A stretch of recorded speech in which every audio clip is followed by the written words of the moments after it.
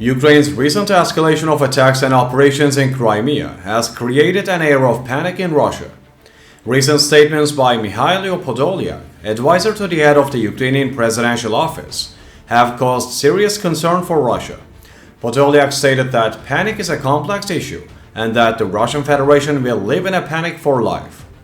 Russia is threatening everyone to compensate for their panic. He stated that this panic will increase in Crimea. These statements show that Ukraine will focus more on Crimea in its attacks in the future.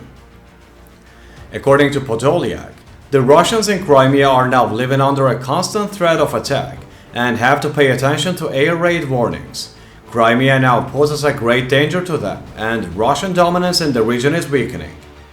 Ukraine's operations in Crimea also threaten Russia's supply lines. For example, he emphasizes that there is no rail link to Rostov Oblast via cities such as Melitopol and Berdyansk, and that supplies are largely routed through Crimea. Russian storage capacity in Crimea could seriously affect the combat capability of Russian occupation groups. The Ukrainian officials stated that one of the main objectives of the Ukrainian army is to destroy the supply routes of the Russian army. This includes taking control of the Kerch Strait and targeting large storage infrastructure.